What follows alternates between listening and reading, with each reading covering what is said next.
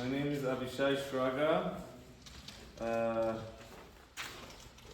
Rabbi Lebhard, who is the Rosh Kollel at Link down the block, recently from his publishing home published a sefer, which I'm going to show you right now. It's the She'elot U'Tshuvot of a Rav from Hamadan. Hamadan is a city in northwest Iran, and this is something that's really a first of its kind. It's the first time a halachic work from Iran has been published. And I helped write the introduction and I did some of the research for it, so I'm going to present to you some of the research. This is it's all of it from my introduction. And if you want more information, I suggest you buy the book. It's for sale here, and you can get more information. Okay?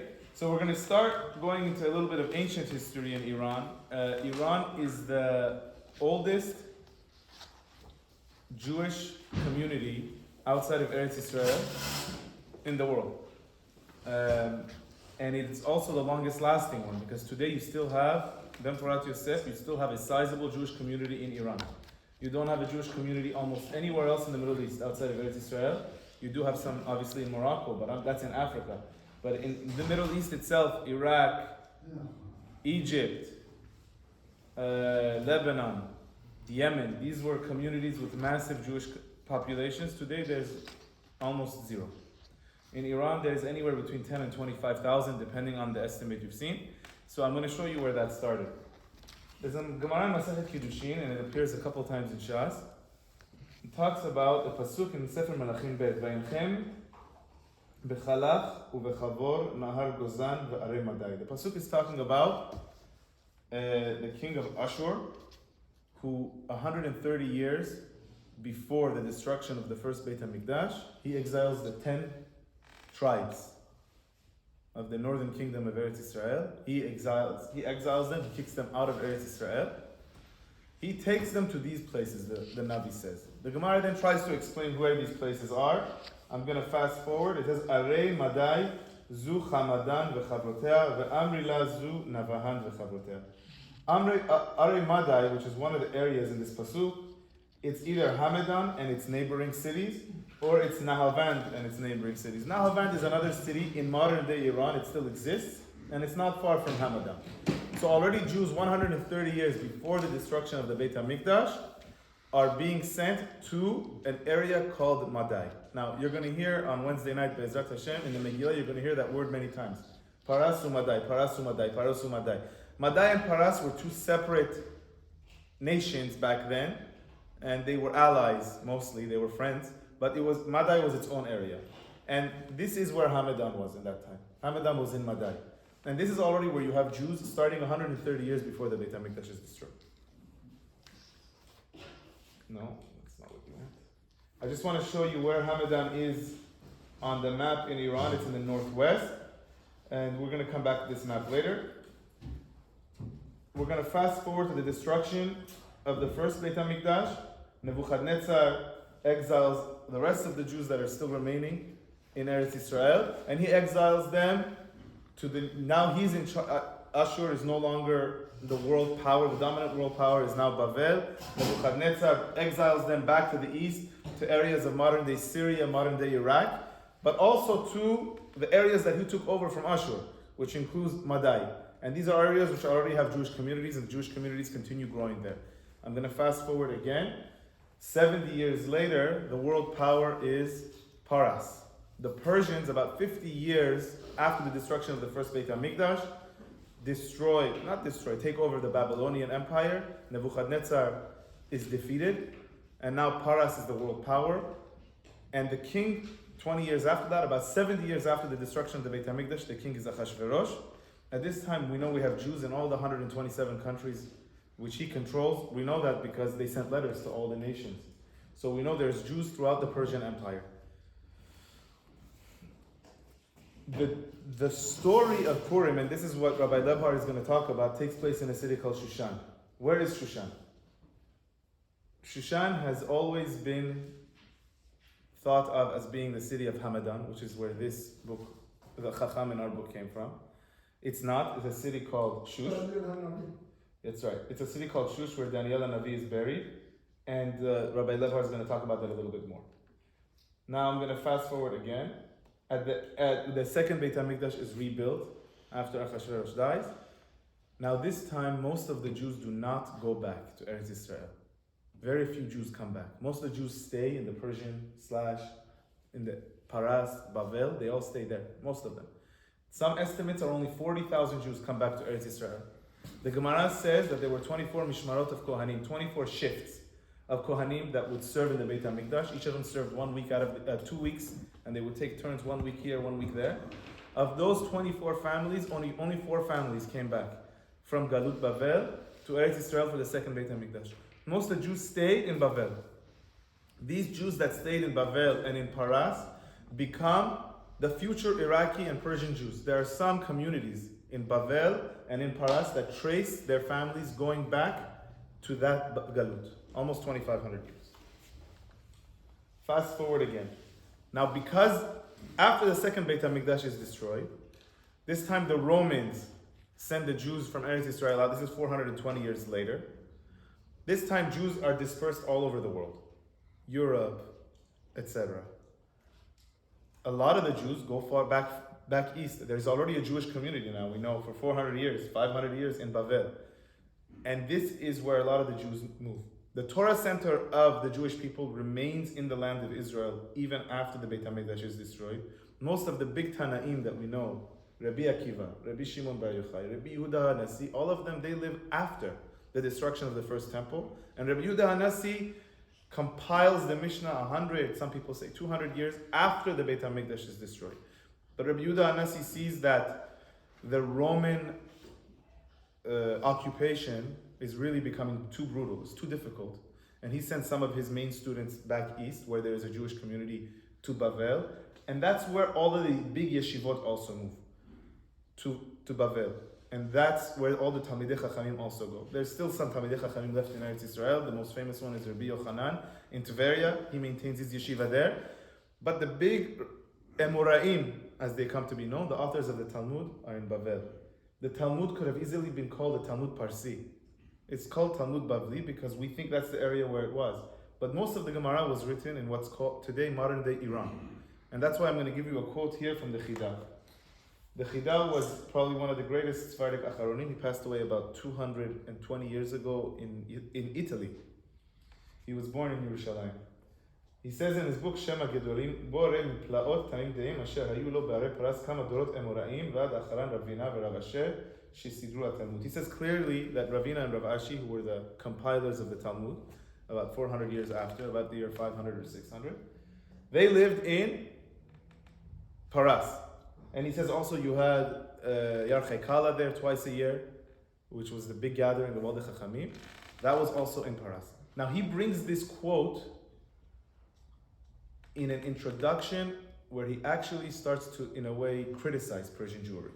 Okay, and I'm going to talk about it a little bit later, because he goes on to say, considering that we know all this, that Persia was a place where there was so many Talmidei Chachamim, how could it be that today, he's talking about 230, 40 years ago, he says today in Iran, the Jews don't even know Asher Vetecha. That's what he says. He goes on to say that. So we spend a lot of time on this in the book, and there's a lot of theories why he says this. There's some famous professors say that he was talking about a different area in Kurdistan and things like that, but he got bad edut, maybe he got bad testimony because he himself never went to Iran. Regardless, we know that the level of the Torah Chokhmah, at least in the last few hundred years that came out of Iran, was certainly lower than that of its neighboring countries. Iraq, Syria, even Egypt, these countries produced world famous Chachamim in the last 200-300 years. Those Chachamim published books that are used still every single day today in every kollel and yeshiva. That's not the case from Iran. Why we don't have that? So obviously our book comes a little bit to change that narrative. But there's also a lot of answers to those questions. I'm going to touch on a few of them later. But before I do that, I'm going to present to you some profiles of some of the Chachamim in Iran that we did have. And in hearing their life stories, maybe you'll see why Iran was different than those countries. Why didn't Iran have the biggest Talmidei Chachamim that these other countries have? Because the government, it was a Turk. Before Pahlavi, it was Qajar. Qajar were Turk, and they were very anti-Jews, and they killed in one day 7,000 Yes, of Jews there. that's true. But there was anti-Semitism in other countries They were too. very bad. There was anti-Semitism they everywhere. Jews to go out of their thing to learn Torah. So we're going to go through all the theories. We're going to go through all the theories. But before we do that, you should, I found an interesting Gemara at the end of Baba Metzia, which I recommend if you guys all have a chance to look at it. It's really the last few lines of Masechet Baba Metzia. Over there, the Gemara quotes the king of Persia, Goy, Shapur, was the king of Iran at the beginning of the time of the Amoraim, which we discussed was the beginning of the Talmudic period. And the Gemara says, Rashi there says that Shapur was a Talmid Chacham. A Talmid Chacham, he studied halachot, and he was a friend of Shmuel. Shmuel was an Emora, one of the first Amoraim. He's mentioned in the Gemara all the time, Shmuel and Rav. Shmuel was one of the first Amoraim. He was a friend of Shapur, and together they learned halachot. Rashi in Parashat Vayechi brings a quote from Shapur Malka when he tries to explain the words Ben Porat Yosef, and he wants to explain where the word Porat comes from. He says it's a Farsi word from Shapur. And he brings the Gemara in Baba Metzia to explain what that word means. I suggest you look it up. I'm going to go through some of the Chachamim from Iran. In our book, we profiled about 10 or 12 Chachamim. Today I'm just going to highlight a little bit about 4 of them. I only picked them because they have really diverse stories about their lives, and through learning a little bit about their lives, you could perhaps learn a little bit about the history of Iran. Harav Yishmael Kohen was born in Yazd, 1851. His father, Mullah Humayun, was the Av Beit Din in Yazd. Yazd was a city in Iran very famous for its, not only tzaddikim, but they were really Hasidim, they were pious people. He left Iran at an early age when his father died. He went to Iraq to learn with Rabbi Yosef Chaim, with the Ben Ish Chai, but he left Iraq at the age of 20 and he moved to Turkey. He moved to Tzfat. In Tzfat, he sat on the Beit Din there, and around the turn of the century, around the year 1900, he moved to Turkey, to a city outside of Izmir, where he became the Chachambashi in Turkey. He stayed there for 14 years. One day, his house burns. He loses all his books, all his manuscripts, all his writings. He sees this as a sign from Hashem that he should have never left Eretz Israel. He moves back to Tzfat. In Tzfat, he becomes the Sephardic chief rabbi of the city. At that time, there's about 1,200 Jews living in Tzfat. In 1929, in the summer of 1929, there were very famous riots in Eretz Israel. They're called today, still they're referred to as Me'orot Tarpat.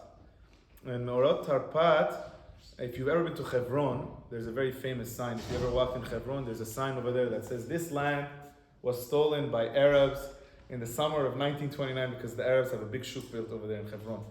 But it wasn't just in Hebron, and it wasn't just Yerushalayim. All over Eretz Israel, Arabs rioted, and an Arab mob went into his house and killed him.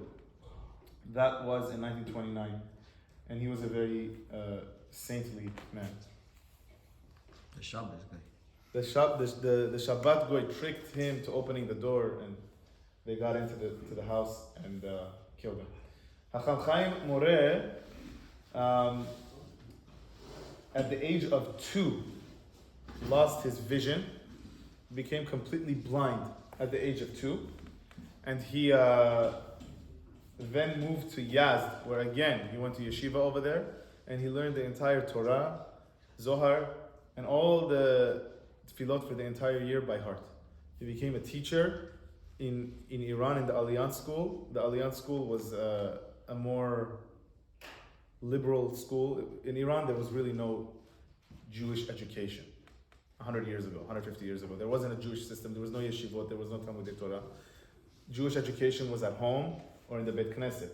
So there were some cities that there was, in Yazd and Hamadan, there was some yeshivot, but it wasn't like a system. Until the Alliance came, the Alliance was not really a yeshiva system though. The Alliance was a secular school, which also taught Torah. After that, in the 1950s, came Rav Levi with Otzara Torah. But he he basically was self-taught. He learned a little bit in Yaz and he memorized everything. And he became a teacher. He actually wrote several books. And here's a quote that I found about him from a geographer named Avraham Yaakov Brower, who visited Tehran in 1935. The Hebrew studies religious lessons are a slightly level here in Tehran than in Kermanshah, Hamadan, and Esfahan, thanks to an excellent teacher by the name of Mullah Chaim. Though blind from birth or childhood, this old man is the most outstanding Torah scholar of all of Iran's 60,000 Jews. His translations of the prayers and religious poems have been printed and are recited in the synagogues of Iran. Rabbi Chaim spoke to me fluently in Hebrew and encountered difficulties only when I made the mistake of using newly created words such as irgun.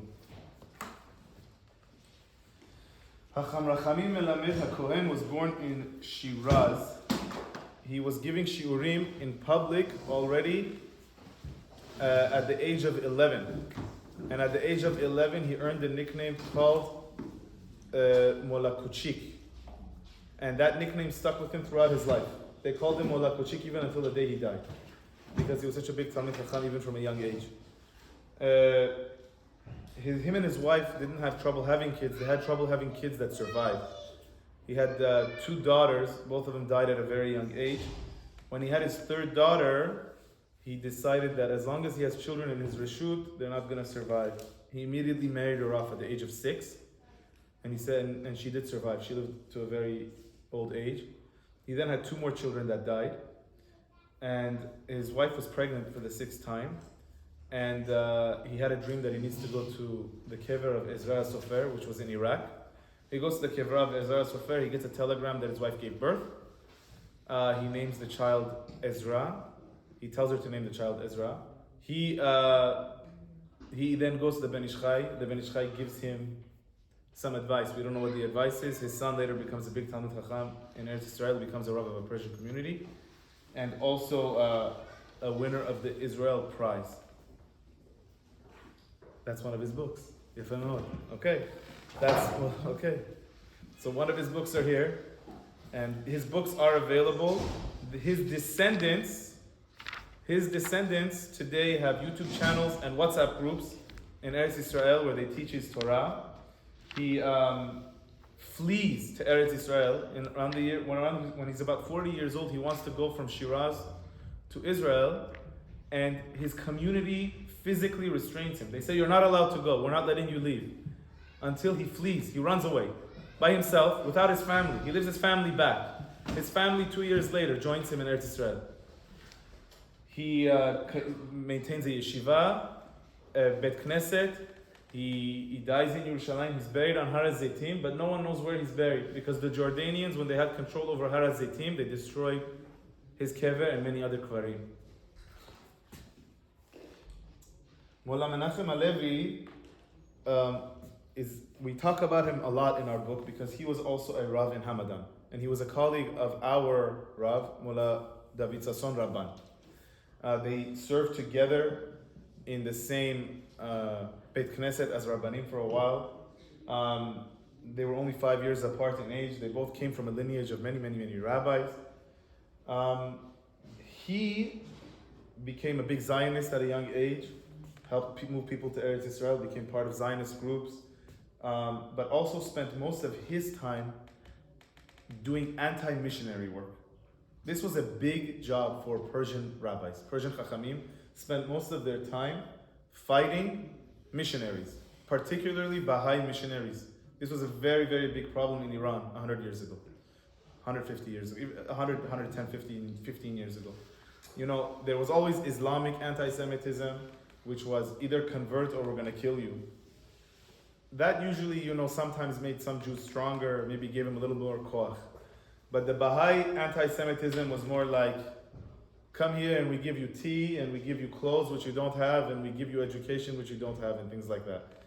And he spent most of his time arguing. He also moves to Eretz Yisrael in the 1920s, and in Eretz Yisrael he publishes a book called Matzevet Mordechai ve'Esther. Now, I want you to see one thing in his book. He refers to Hamadan as Shushan. And our book also, there's many tshuvot by the Chacham, where he's writing tshuvot, he also refers to Hamadan as Shushan. And Chacham Ovadia Yosef in Chazon Ovadia, when he's discussing on what day do you read the Megillah in Shushan today? He says Shushan is Hamadan. But Shushan is not Hamadan. And Rabbi Levar is going to talk about it. But they probably thought it's Hamadan because that's where Mordechai and Esther are buried. Mordechai and Esther are buried in Hamadan. That we know is true. In this book, he publishes a book about different minhagim and he publishes a map of Kever Mordechai and Esther and what to do when you go there and things like that. And he ends the book with a story. 2 more minutes is good? He's wrong. That's the thing. It's Everyone thinks so. Everyone thought that Hamadan is Shushan. Today They still do Right. until today, but not so much. The people that know it's not. But in the book it says sure. That Sure. is 280 kilometers south. Correct. Daniel Hanabi in Shushan, there is a water. In Shush. In Shush. If the person is holy, if the Jordanian, they cannot see that. Maybe it's in front of their eyes. They won't touch it because they don't see. So if it is holy, it's there. Nobody touches it. So he writes this book, and I was reading the book. The book is available online. You can get this book, but in the end of the book, he has a fascinating story from his childhood. He tells a story from his childhood about the time that the Islamic government, this is before the Pahlavi regime, the Islamic government in Tehran appoints a new imam to become the regional religious leader of the Hamadan area where they live. And this imam was one of the worst kinds of anti-Semites, and everything he decided was the Jews' fault. Whatever it was, their poverty and the healthcare system, everything was the problem of the Jews. And he made the Jews' life miserable. And he tried to convert as many of them as he can, and there were pogroms, and he killed many of them. And he said, you know what, his final solution, his solution to everything was to get the rabbi of the Jews to convert. He said, if I can get the head of the Jewish community to convert, all my problems will be solved. And he calls the rabbi of the Jewish community in Hamadan to him, and he says, I'm giving you 24 hours. You have to cut off your peot, shave your beard, accept who as your prophet, and that's it. Or else, you know what's going to happen, and I'm going to have all my people ready to go. And the rabbi didn't wait till the next day. He said, from then on, I'm not, it's not going to happen. We're not going to convert. And the imam told him, I'm giving you 24 hours to go think about it. You have to come to my office tomorrow. He went home. The entire city of Hamadan was depressed. He says in his book, that night there were multiple women that had miscarriages, multiple elderly men that died. Out of the fear of what's going to happen the next day, he gave him till 10 a.m. the next day. 10 a.m. the next day, already the imam's followers are going in the Mahalleh, which is the Jewish community, with their knives, just waiting for the imam to say go. And they were going to go do their work. Right before 10 o'clock, the imam sends his secretary out to make an announcement. Leave the Jews alone, don't touch them. You're not to do anything to the Jewish community. Instead, we are going to put a patch on their shirt. From now on, they put a red patch on their shirt, and they're going to be second-class citizens, but we're not going to hurt them. And his followers were all confused. What happened? What's going on? Why did you do this? And then afterwards they asked him, and he said that right before 10 o'clock, a man with a very long white beard, and his face was shining, walked into his room. He identified himself. He said, I'm Mordechai Tzaddik. I would ask that you have mercy on the community. And the imam decided to have mercy on the community. He tells that story in much more detail in his book. He identifies the rabbi as Mullah Yehuda Rabban, who's over here in this picture, and he's over here in this picture as the Rav of Hamadan. His son, who's Mullah David Sasson Rabban, is the author of the Teshuvot in our book. He's the little boy here, and he's the older man there. And here's some more pictures of him. That's him in the middle over here.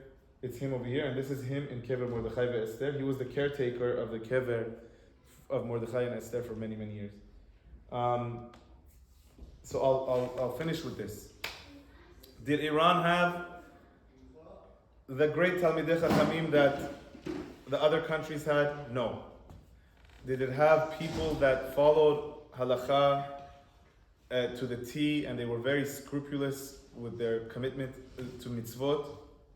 Certainly they did. There was certainly an issue probably before the revolution for about 20 years before the revolution. But before that, they kept the highest standards of halakha when it came to taharat mishpacha and things like that.